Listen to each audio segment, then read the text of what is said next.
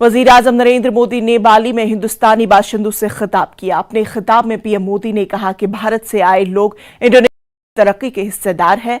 इस मौके पर उन्होंने कहा कि सिंधी परिवार ने यहां बेहतरीन काम किया। भारत और इंडोनेशिया सुख दुख के साथी है।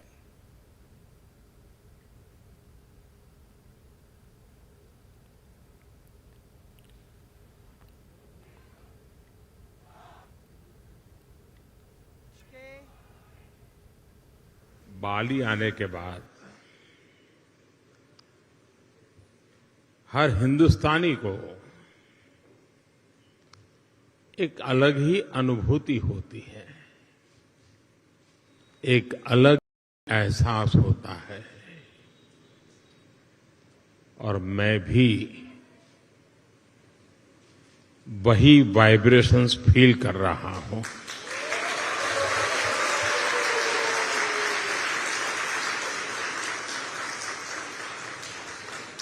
जिस जगह के साथ भारत का हजारों वर्षों का रिश्ता रहा हो और जिसके बारे में सुनते रहते हो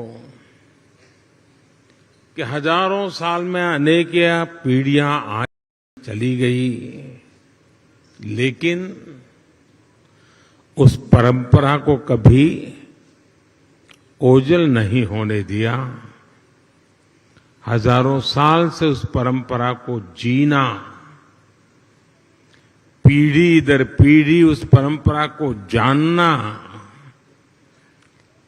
और हर पल उस परंपरा से जुड़े रहना, वहां के लोग, उस धरती एक अलग ही आनंद होता है, अलग ही आनंद की अनुभूति कराती है। आज एक ये समय है जब भारत और इंडोनेशिया 21वीं सदी में विकास के लिए एक दूसरे के साथ कंधे से कंधा मिलाकर काम कर रहे हैं। इंडोनेशिया की जमीन ने भारत से आए हुए लोगों को प्यार से एक्सेप्ट किया, उन्हें अपने समाज में सम्मिलित किया। इसी वजह से आज आप सभी इंडोनेशिया के विकास और समृद्धि में अपना योगदान दे रहे हैं। हमारे बहुत सिंधी परिवार यहां रहते हैं और भारत से आए हुए हमारे सिंधी परिवार के भाई बहनों ने यहां के टेक्सटाइल सेक्टर में, स्पोर्ट्स गुड सेक्टर में, इतना ही नहीं, फिल्म और टीवी इंडस्ट्री में भी काफी कुछ कंट्रीब्यूट किया है। गुजरात से हुए काफी लोग यहां हैं। जेम्स, डायमंड्स, माइंस, इवन खेती, किसानी, उसमें भी वो लोग नजर आते हैं। भारत से आए हुए engineers, chartered accountants, professionals Indonesia के विकास के सहयात्री बने हुए हैं। हम सुख दुख में एक दूसरे के सुख दुख को बांटने वाले लोग हैं। जब 2018 में इंडोनेशिया में इतना बड़ा भूकंप आया तो भारत ने तुरंत ऑपरेशन समुद्र मैत्री किया था। इसलिए ही उस साल में जकार्ता आया था और तब मैंने एक बात कही थी। मैंने कहा था कि भारत और इंडोनेशिया में 90 नॉटिकल मील का फासला भले हो, लेकिन हकीकत तो ये है हम 90 नॉटिकल मील दूर नहीं है, हम 90 नॉटिकल मील पास है। बाली में G20 सरबराही इजलास के पहले दिन तमाम अहम मसाइल पर बातचीत हुई। खुराक और तवानाई, सेहत, डिजिटल तब्दीली समेत दीगर अहम मौज़ूआत पर आलमी लीडरों ने तबादुल ख्याल किया। वजीर आजम नरेंद्र मोदी ने इजलास के दौरान यूक्रेन रूस जंग से सप्लाई चेन पर पड़े मनफी असरात, माहौलियाती तब्दीली, कोविड वबा से हुई हलाकत व तबाहकारियों पर रोशनी डाली।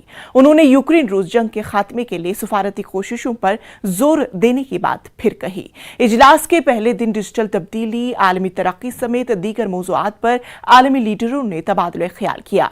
इजलास में शिरकत करने पहुंचे अमरीकी सदर जो बाइडन, फ्रांसी सदर एम्यूनल मैक्रों और बरतानिया के नए वजीर आजम ऋषि सुनक से मुलाकात की। बरतानवी से नरेंद्र मोदी ने यह पहली मुलाकात थी। वजीर आजम मुख्तलिफ ममालिक के सरबराहान से दो तरफा मुलाकात भी करेंगे और ताल्लुकात में पेश रफ्त का जायजा भी लेंगे।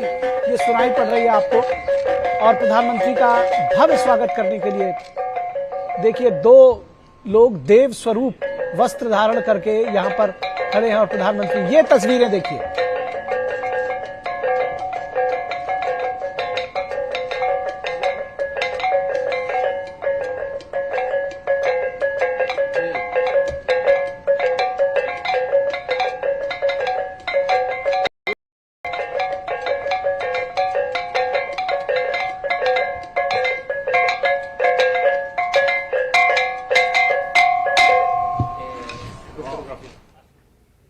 जम्मू कश्मीर के LG Manoj Sinha tribal pride day में शिरकत की और मकामी लोगों को मुबारकबाद पेश की। ये प्रोग्राम जम्मू में ट्राइबल प्राइड डे के मौके पर मुनक्किद किया गया था। मनोज सिन्हा ने कहा कि यह बड़ी खुशी की बात है कि यहाँ के लोग अपनी तहजीब और सकाफत को बरकरार रखे हुए हैं। प्रोग्राम में मुख्तलिफ रंगारंग प्रोग्राम भी पेश किए गए।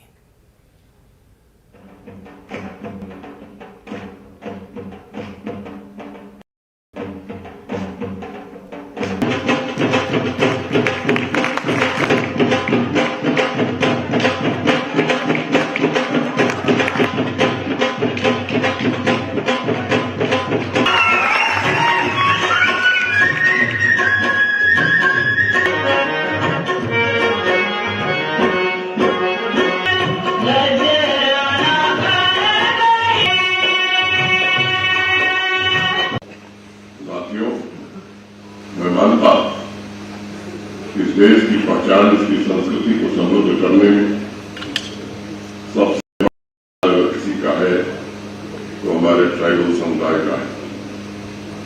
गत वर्ष भगवान बिरसा मुंडा की जन्म जयंती को जनजातीय गौरव दिवस के रूप में मनाने का निर्णय भारत के यशस्वी प्रधानमंत्री आदरणीय नरेंद्र मोदी जी ट्राइबल समुदाय को देश के प्रथम निवासी के रूप में उनके अधिकारों को संरक्षित करने और उनके योगदान समाज के हर एक वर्ग तक पहुंचाने का पीड़ा उठाया। मैं समझता हूं उज्ज्वल भविष्य का निर्माण करने इतिहास का ज्ञान बहुत आवश्यक होता है। आज के समाज के अनेक वर्ग ऐसे हैं जिन्हें देश के स्वाधीनता आंदोलन में भाग लेने वाले चंद नाम ही याद। नई पीढ़ी का ज्ञान भी उस इतिहास से कटा हुआ है। उन्हें याद दिलाने की जरूरत है कि ब्रिटिश साम्राज्यवाद के खिलाफ स्वतंत्रता संग्राम का सूत्रपात आदिवासी इलाके से ही शुरू हुआ था। एक बड़े प्रसिद्ध इतिहासकार हैं उमा शंकर मिश्र और प्रभात तिवारी। अत्यंत ही महत्वपूर्ण पहलू की चर्चा उन्होंने की, उसे मैं उद्धृत करना चाहूंगा। 19वीं शताब्दी का इतिहास इतना संघर्षमय रहा है तथा इन संघर्षों के परिणाम इतने व्यापक रहे हैं कि आदिवासी गतिविधियों को उनसे अप्रभावित मानना बड़ी भारी भूल होगी। अतः यह कह सकना अत्यंत कठिन है कि विदेशी शासकों के विरोध में प्रथम संघर्ष एवं क्रांति का श्रेय आदिवासियों को ही मिलना चाहिए अथवा देश के। ट्राइबल प्राइड डे पर एलजी मनोज सिन्हा ने कहा कि वजीर दाखिला अमित शाह ने पहाड़ी लोगों के लिए रिजर्वेशन का ऐलान किया था और मैं यकीन दिलाता हूं कि इससे गुजर बकरवाल बरादरी के रिजर्वेशन पर कोई असर नहीं पड़ेगा। उन्होंने कहा कि कुछ लोग इस मसले पर सियासत कर रहे हैं। सबसे पहले जनजातीय गौरव दिवस की जम्मू कश्मीर के सभी आदिवासी भाई बहनों को हृदय से बधाई देना चाहता हूँ। भगवान बिरसा मुंडा की पुण्य स्मृति को नमन करता हूँ। माननीय प्रधानमंत्री जी हमने यहाँ की सांस्कृतिक जो विरासत आधार पर केसर के फूल प्रस्तुत किए थे और एपेक्स कमेटी जो एग्रीकल्चर और लाइफ सेक्टर की बनाई हुई थी हमारे किसान, उसकी रिपोर्ट के बारे में उनसे विस्तृत चर्चा की और माननीय प्रधानमंत्री जी ने भरोसा दिया कि उसे इम्प्लीमेंट करने में हर प्रकार से अपना मार्गदर्शन भी देंगे और सहयोग देंगे। एक बात मैं आपके माध्यम से कहना चाहता हूँ, पिछली बार जब गृहमंत्री जी आए थे तो राजौरी और बारामूला की सभा में उन्होंने बहुत ही कैटेगोरिकल कहा कि पहाड़ी भाइयों को आने वाले समय में रिजर्वेशन, लेकिन जो गुजर बकरवाल गद्दी सिक्की पर रिजर्वेशन है उसमें कोई कटौती नहीं की जाएगी। कुछ लोग राजनीतिक कारणों से गुमराह करने की कोशिश कर रहे हैं। मैं फिर से बहुत जोर दे करके और जिम्मेदारी से बात कर रहा हूँ, जो गुजर बकरवाल और गद्दी सिक्की भाई जो उनको रिजर्वेशन है उसके साथ कोई छेड़छाड़ नहीं होगी। इसके अतिरिक्त पहाड़ी भाइयों को भी रिजर्वेशन दिया जाएगा। ब्रेक के बाद आप सबका इस्तकबाल करती हूं और अगली खबर का रुख। श्रीनगर म्युनिसिपल कॉरपोरेशन में फंड्स के गलत इस्तेमाल के खिलाफ बीजेपी कॉरपोरेटरों ने आज जवाहिर नगर में वाक़ पार्टी हेडक्वार्टर में एक प्रेस कॉन्फ्रेंस से खिताब किया। उन्होंने शहर की मुख्तलिफ सड़कों के लिए मरकजी हुकूमत के जरिए मंजूर करदा रकम के गलत इस्तेमाल का इल्जाम लगाया। बीजेपी कॉरपोरेटरों के मुताबिक अलर्ट शुदा फंड का गलत इस्तेमाल किया गया और हम चीफ सेक्रेटरी एलजी इंतजामिया से दरख्वास्त करते हैं कि वो इस बात की तहकीकात करें कि इन फंड को किसने मंजूर किया है। सरकार को बताना चाहते हैं, एडमिनिस्ट्रेशन को बताना चाहते हैं और लोगों को भी बताना चाहते हैं। जो श्रीनगर म्युनिसिपल कॉरपोरेशन है, सेंट्रल गवर्नमेंट की तरफ से 38.63 करोड़ रुपीस आए हैं मैग्नामाइजेशन के लिए, खाली श्रीनगर म्युनिसिपल कॉरपोरेशन के जूरिडिक्शन में, क्योंकि डिस्ट्रिक्ट श्रीनगर में बीडीसी भी है, डीडीसी भी है, पंच भी है, सरपंच भी है। वो छोड़ के खाली जो डिस्ट्रिक्ट श्रीनगर म्युनिसिपल कॉरपोरेशन के हदूद में आता है उसके लिए हमारे पास जो फंड्स आए थे वो आए थे 38.63 करोड़। बट अनफॉर्चुनेटली उसमें से 31 करोड़ रुपीस लगे हैं दो कॉन्स्टिट्यूंसी में, एक तो जडीबल में, एक तो हजरतबल कॉन्स्टिट्यूंसी में। और जो हजरतबल कॉन्स्टिट्यूंसी में 31 करोड़ रुपीस लगे हैं उसमें से 4-5 करोड़ रुपए वहां लगे जो ग्रीन बैलेट है, जहां पे हम मैग्नामाइजेशन नहीं कर सकते हैं। आप देखिए शहर की हालत क्या खस्ता हाल है, मैग्नामाइजेशन नहीं हुआ है हर एक जगह पे। अगर 38 करोड़ रुपीस 63 लाख रुपीस आए हैं, यह डिस्ट्रीब्यूट होना था 8 कॉन्स्टिट्यूंसीज में, यह डिस्ट्रीब्यूट होना था 74 वार्ड्स में, लेकिन बदकिस्मती से ये 31 करोड़ रुपीस खाली दो कॉन्स्टिट्यूंसी में लगे, एक तो जडीबल में, एक तो हजरतबल में। क्या हबाकदल के लोग डिजर्व नहीं करते थे उनको मैग्नामाइजेशन हो जाए? क्या बटमालो के लोग नहीं डिजर्व करते थे उनको मैग्नामाइज हो जाए? खानियार के लोग डिजर्व नहीं करते थे उनको मैग्नामाइज हो जाए? यहां बेमना के लोग जो है वो नहीं डिजर्व करते थे उनको मैग्नामाइज हो जाए? आप देखिए नटीपोरा, छानपोरा बाईपास, वहां पे मैग्नामाइजेशन नहीं हुई है। ये जो सेंट्रल गवर्नमेंट का फंड्स आया है, स्टेट गवर्नमेंट ने फंड्स दिया है, उसको मिसयूज किया गया है।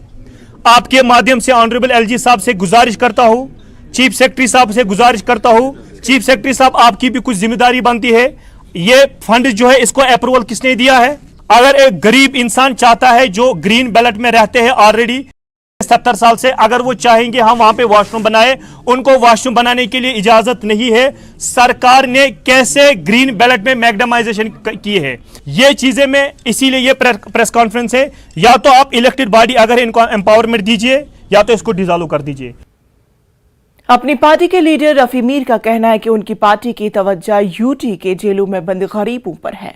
पार्टी इन लोगों को जेलों में कानूनी मदद देना चाहती है। पार्टी ने इस काम के लिए 2 कमेटियां बनाने का फैसला किया है। पार्टी का कहना है कि शबीर शाह हो या यासीन मलिक, जो भी उनसे मदद मांगेगा उनकी मदद जरूर की जाएगी।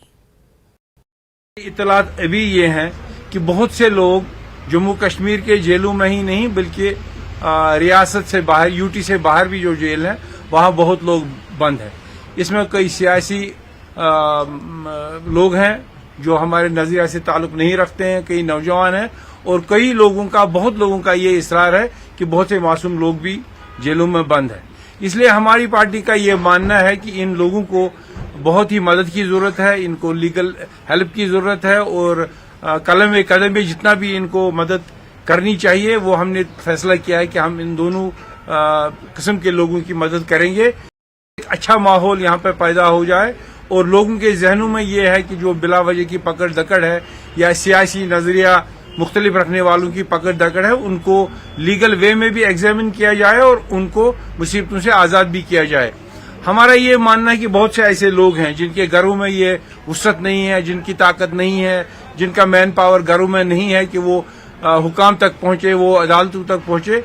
इसलिए हमारी पार्टी ने 2 कमेटियां बनाई। हमने अनाउंस किया है कि हम सूबे जम्मू में एक कमेटी बनाएं और इस यूटी में सूबे कश्मीर में एक कमेटी बनाएंगे। इन दोनों कमेटियों का पहले हम आज ये अनाउंस करते हैं और उम्मीद है आप यहाँ के न सिर्फ प्रेस के नुमाइंदों की हैसियत से बल्कि यहाँ के रहने वालों की हैसियत से भी ये दर्द महसूस करते होंगे।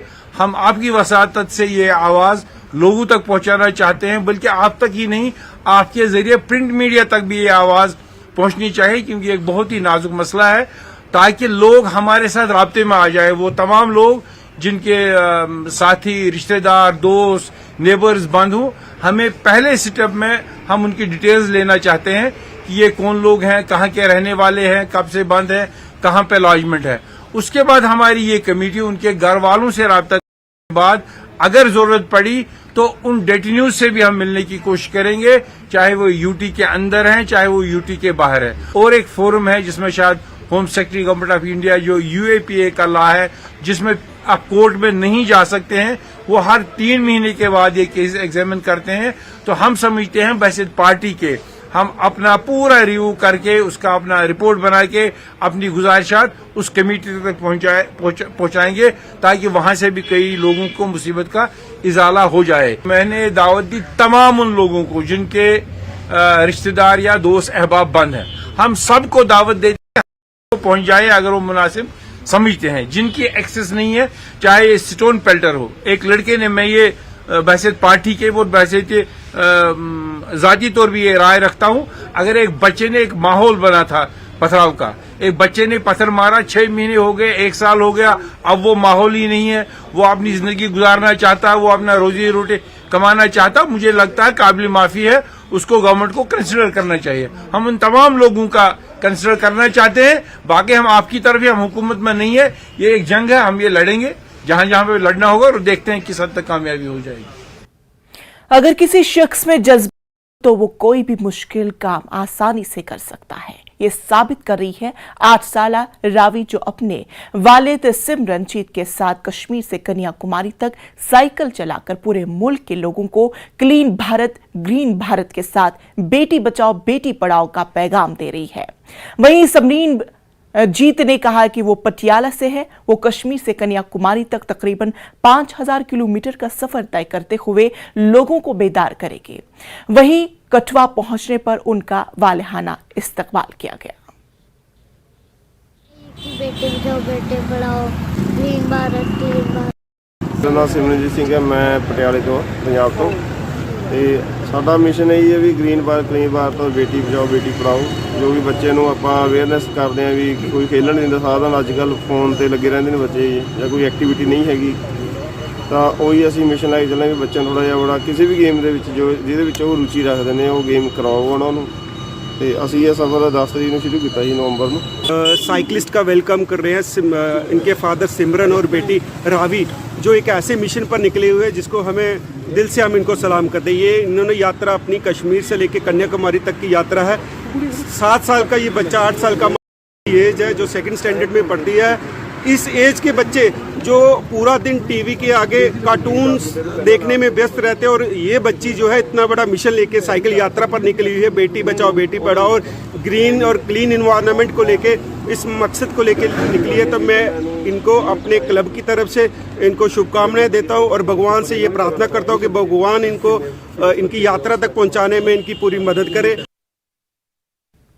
बड़गाम में आज डिस्ट्रिक्ट कोऑपरेटिव सोसाइटीज की जानिब से 69वां कोऑपरेटिव सोसाइटी वीक का इनेकाद किया गया। इस सिलसिले में शेखुल आलम हॉल बड़गाम में प्रोग्राम मुनक्किद किया गया। इस दौरान सोसाइटीज डिपार्टमेंट ने मुख्तलिफ स्कीमों के हवाले से जानकारी दी। प्रोग्राम में काफी तादाद में लोगों ने शिरकत की। इसी दौरान डीसी बड़गाम सईद फखरुद्दीन हामिद मेहमान खुसूसी रहे। वहीं जिला के दीगर अफसरान के अलावा महकमे कोऑपरेटिव सोसाइटीज के अफसरान भी मौजूद रहे। प्रोग्राम में डिपार्टमेंट के साथ जुड़े अफराद की कामयाबियों को भी दिखाया गया। नवंबर से 20 नवंबर तक all India cooperative week celebrate किया जाता है। उसी तनाजुर में हम यहाँ पे डिस्ट्रिक्ट बड़गाम में आज असेंबल हुए along with the district administration, ताकि हम यहाँ पे इस कोऑपरेटिव वीक सेलिब्रेट कर सके। और हमारा जो थीम था that was cooperative marketing, processing and value addition. जैसा कि आपने बताया कि हम क्या कर, बेसिकली हमारी कोशिश रहती है कि हमारे जो लोकल फार्मर्स के पास जो प्रोड्यूस है तो उसको हम वैल्यू एडिशन करें, उसको हम कैसे मार्केट कर सके और प्रोसेस करके मार्केट में अच्छे से बेच सके ताकि वो प्रॉफिटेबल हो सोसाइटी के लिए भी और डिपार्टमेंट के लिए भी। उसी सिलसिले में हमने कुछ इनिशिएटिव्स लिए हैं। We are planning to create a separate niche for the cooperative products, जहाँ पे हमारे जो सोसाइटीज़ का जो लोकल प्रोड्यूस है हम वहाँ पे उनको एक मार्केट दे सके ताकि लोग आए और चीज़ें देखें जो हमारे जो कोऑपरेटिव सोसाइटीज़ के लोग बना रहे हैं लोकली। इसके अलावा हमने CMS बीरवा जो है हमारी वहाँ पे काफ़ी वाइबल सोसाइटी एक है मार्केटिंग सोसाइटी, उसका हमने DPR भी फॉर्मुलेट किया है। We are going to establish a food processing unit because SP college Srinagar में आज एंटरप्रेन्योरशिप, इनोवेशन और स्टार्टअप पर 2 रोज़ा कौमी वर्कशॉप का इनेकाद किया गया। Centre for innovation and entrepreneurship development workshop का एहतिमाम SP कॉलेज की जानिब से किया था। College JK science technology and innovation council शोबे साइंस और टेक्नोलॉजी के ताउन से किया गया। इस मौके पर स्टार्टअप को शुरू करने के लिए सेरेमनी पेश की गई।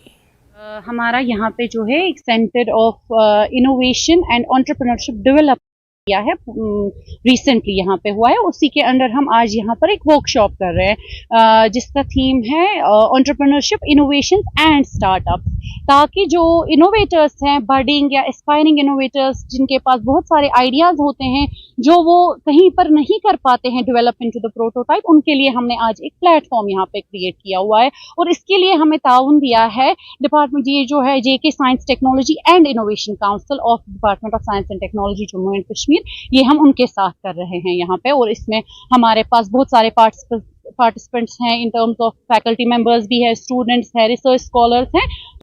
वो यहाँ पर पहले वर्कशॉप अटेंड करेंगे पहले दिन का, जिसमें हमारे पास बहुत अच्छे अच्छे रिसोर्स पर्सन्स हैं, रेप्यूटेड। उसके बाद जो है कल वो अपने आइडियाज प्रेजेंट करेंगे। लाया जो लो कॉस्ट और लो इफेक्टिव एक आइडिया है, इनोवेटिव आइडिया है, जो मार्केट के एस्पेक्ट के मद्देनजर हमने आइडिया को क्रैक करा और हम उस पर भी काम कर रहे हैं। आइडिया हमारा ये है कि अगर आप किसी भी फार फ्लंग एरिया में जाएंगे तो या कोई किसी भी एरिया में जाएंगे, म्युनिसिपल एरिया में या म्युनिसिपल लिमिट के बाहर भी, पानी एक बड़ा फैक्टर है। पीने का पानी एक बड़ा फैक्टर है, जिससे अगर गंदा पानी है तो बहुत डिजीजेस हो सकती है। और हमें ऐसा आइडिया नहीं होता है कि इसकी वाटर क्वालिटी जो है क्या ये पीने लायक नहीं है। उस चीज़ के लिए ये अंडरस्टैंड करते हुए कि सोसाइटी में जो नीड है, एक ऐसी इनोवेशन आ जाए जिससे एक इंसान को पता चले कम से कम कि वाटर की क्वालिटी ये सही है या नहीं है। कबायली सकाफती ग्रुप ने आज जम्मू शहर में मार्च किया ताकि जम्मू कश्मीर के मुख्तलिफ इलाकों में रहने वाले कबायली लोगों की सकाफत का मुजाहरा किया जा सके। ये मार्च कन्वेंशन सेंटर जम्मू से शुरू हुआ और शहर के कुछ इलाकों से होता हुआ कला केंद्र जम्मू पर इख्तिताम पजीर हुआ। हम यहाँ अभी जीवन चौक के पास हैं। हम आपको यहाँ दिखाएं कश्मीर की जो खसूसियत है वो ये है कि यहाँ अलग अलग समुदाय के लोग रहते हैं। अभी ये ट्राइबल लोग हैं यहाँ पर। ये ट्राइबल लोग अपने नाच गाने का ये जो है डिमॉन्स्ट्रेशन दे रहे हैं। ये कोशिश ये कर रहे हैं उनका जो नाच गाना है वो लोगों तक पहुँच जाए और जो जितने भी लोग हैं, बाकी जो यंगर जनरेशन्स हैं, वो भी इस नाच गाने के बारे में जानकारी उन्हें हासिल हो। यहाँ एक और ग्रुप जो है, एक तरफ पहाड़ी और गुज्जर लोग जो हैं वो अपने डांस का मुजाहरा कर रहे हैं, दूसरी तरफ जो गद्दी सिप्पी लोग हैं वो भी अपना डांस दिखा रहे हैं। और कोशिश उनकी ये है जो उनका अपना कल्चर है उस कल्चर को वो ज़िंदा रखें और जो उनका नाच गाना है वो आगे प्रसिद्ध हो, बाकी लोग जितने भी हैं वो इस नाच गाने के बारे में जानकारी हासिल करें। हम कोशिश करेंगे कि यहाँ ये जो लोग डांस कर रहे हैं उनसे ये जानने की कोशिश करेंगे कि आखिर ये जो गाना है उनका जो नाच है उस नाच की खसूसियत क्या है, ये कैसे डिफरेंट है बाकी लोगों से। जी, ये जो आप नाच गाना कर रहे हैं इस पे क्या कुछ दर्शा रहे हैं आप? हाँ जी, इसमें बहुत मज़ा आया। हमने अपना प्रोग्राम दिखाया, अपना हमारा आगे एसटी प्रोग्राम था, ये हमने बहुत खुशी के साथ मनाया इसको। कब से कर रहे हैं आप ये डांस और क्या नए लोग नए नौजवान हैं वो करते हैं? हम काफ़ी देर के करते हैं, मगर आज स्टेट पे जम्मू आने का मौका आज ही मिला हमको।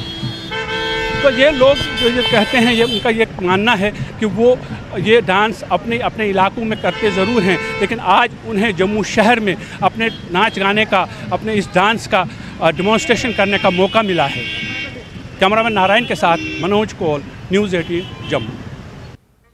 तो नाजरीन, कश्मीर की खबरों में फिलहाल इतना ही। मुझे दीजिए इजाज़त। आदाब।